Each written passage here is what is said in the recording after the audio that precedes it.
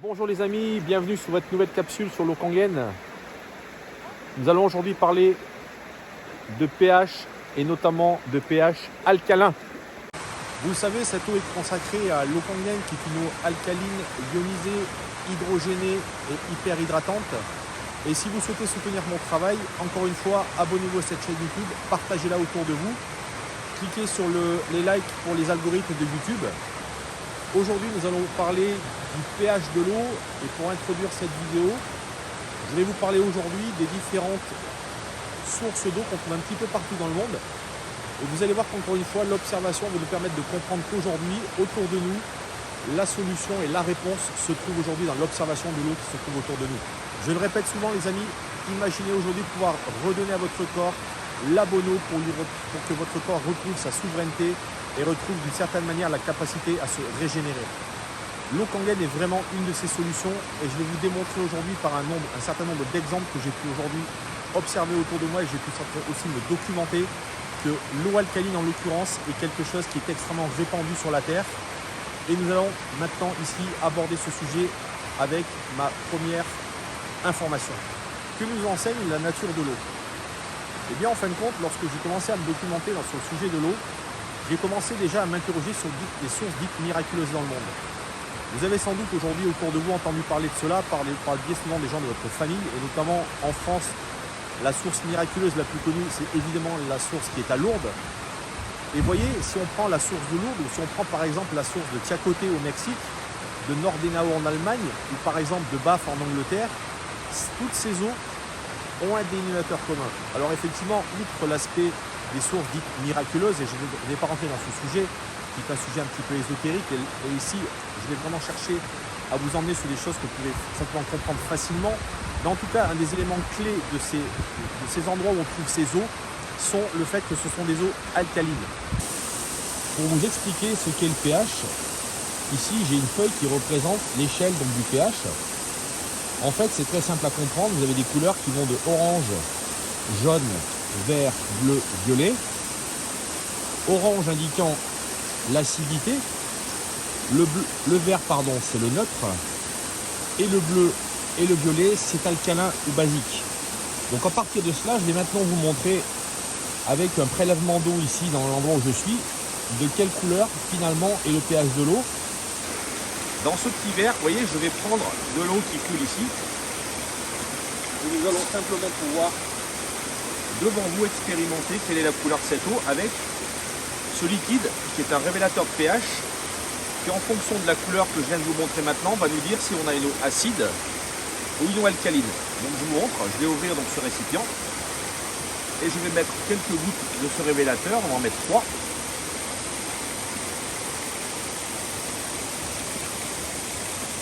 Et là, nous constatons de manière évidente qu'ici, nous avons fait face à de l'eau alcaline. Et vous voyez, je vais la poser ici.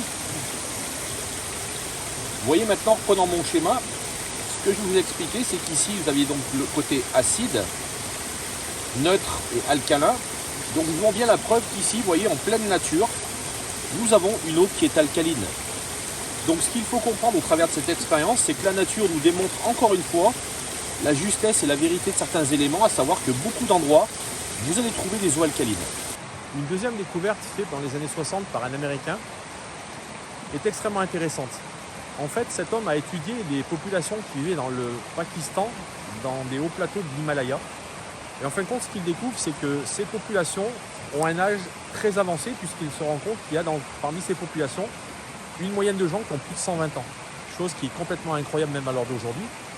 Et en fin de compte, il se rend compte très rapidement, en faisant des études, notamment de l'environnement de ces gens, c'est que l'eau qu'ils boivent est une eau particulière. Alors ces populations, et vous retrouverez de la documentation sur Internet si vous le souhaitez, puisque ce monsieur s'appelle Robert Flanagan, en fin de compte, s'est intéressé à ces populations qu'on appelle les Hunza.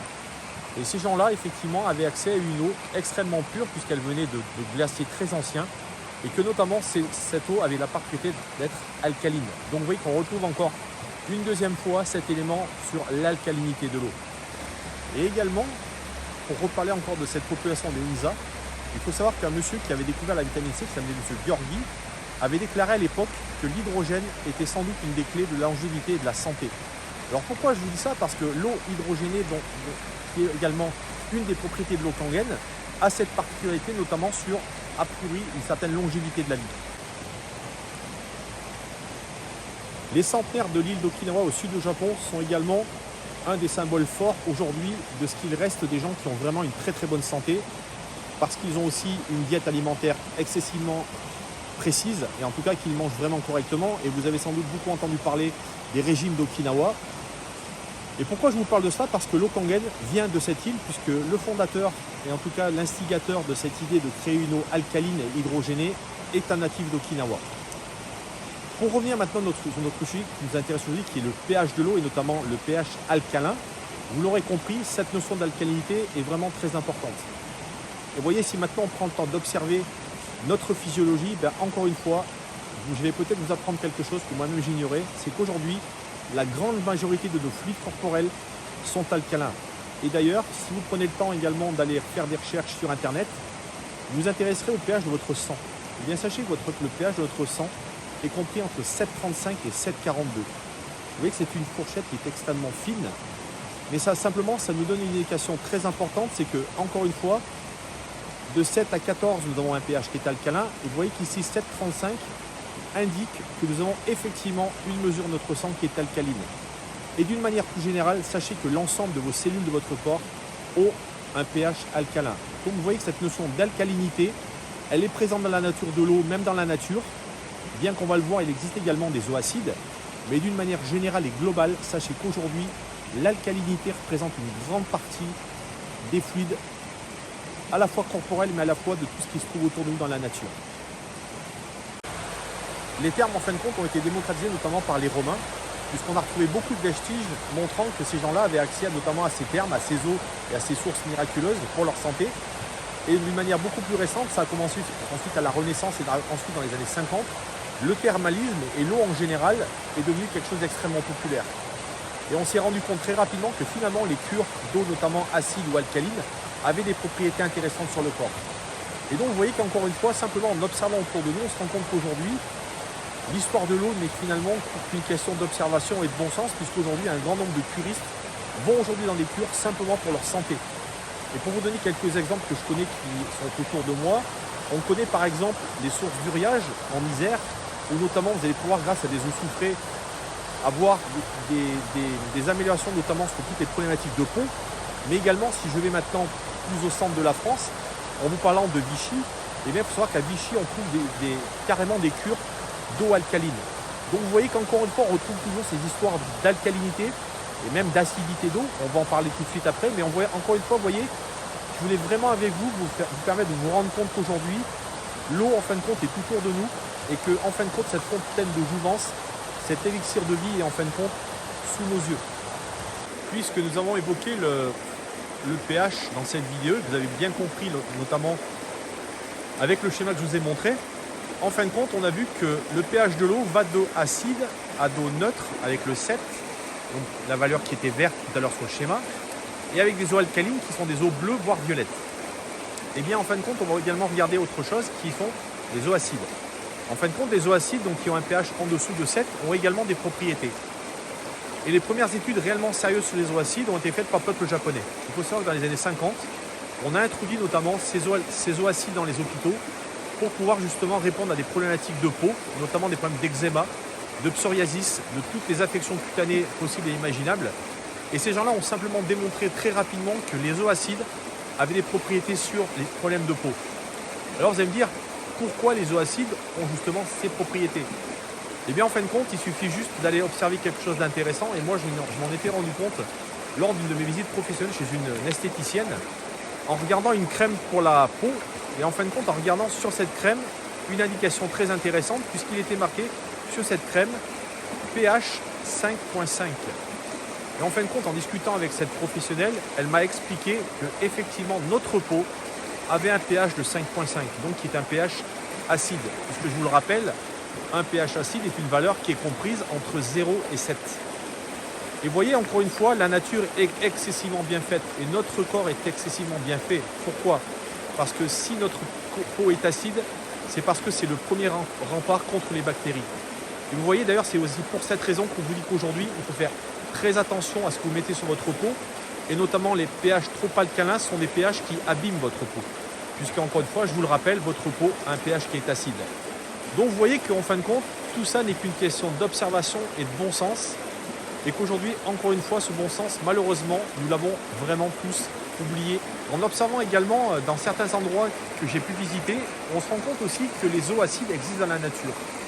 Et par exemple, si vous avez l'occasion d'aller notamment en Haute-Loire, du côté de Saint-Étienne, ou même du côté d'Issingeaux en Haute-Loire, eh bien vous allez vous rendre compte qu'on a dans ces régions des eaux acides. Pourquoi? Parce que nous sommes proches de volcans, où dans ces endroits, nous avons beaucoup de minéraux acides.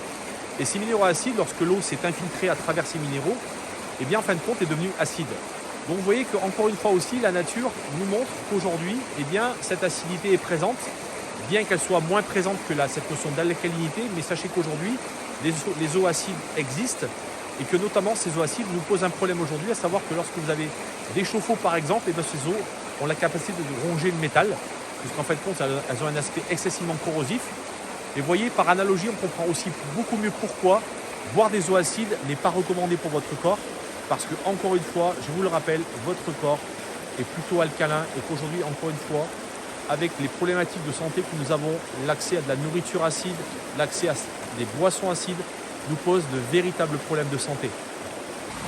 Pour terminer cette capsule, j'aimerais juste également vous faire part de quelque chose que j'ai aussi observé. Si vous avez l'occasion aujourd'hui d'aller vous balader un peu partout en France, vous allez vous rendre compte que dans beaucoup de villages, vous allez retrouver au centre des villages des fontaines. Et vous voyez, l'histoire aujourd'hui de l'humanité nous apprend une chose, c'est qu'aujourd'hui les populations se sont souvent installées dans des endroits où il y avait des eaux, notamment alcalines. Parce qu'encore une fois, si vous avez l'occasion de tester le pH de ces eaux, vous seriez rendu compte que la majeure partie de ces eaux dans ces fontaines sont des fontaines alcalines. Donc vous voyez qu'encore une fois, au-delà de ces sources miraculeuses, l'histoire de l'humanité est tournée autour de l'eau et notamment autour de cette eau qui a cette capacité de nous hydrater, de nous apporter des minéraux alcalins dans l'eau.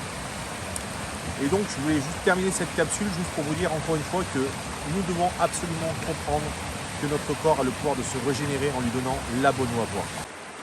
L'idée ici est de retrouver finalement la plasticité originelle de l'eau, sa qualité naturelle. Et vous voyez qu'encore une fois, la nature nous montre la voie et nous montre le chemin, puisqu'aujourd'hui, la qualité d'une eau vivante se fait par son écoulement naturel, comme c'est le cas derrière moi dans cette rivière. Et aujourd'hui, sachez que l'eau Kangen peut vraiment vous amener ses propriétés au niveau de votre corps. Maintenant, si vous souhaitez en savoir plus, je vous demanderai simplement de mettre des commentaires dans le lien ci-dessous. Très prochainement, j'aurai l'occasion de vous proposer une formation gratuite à votre disposition.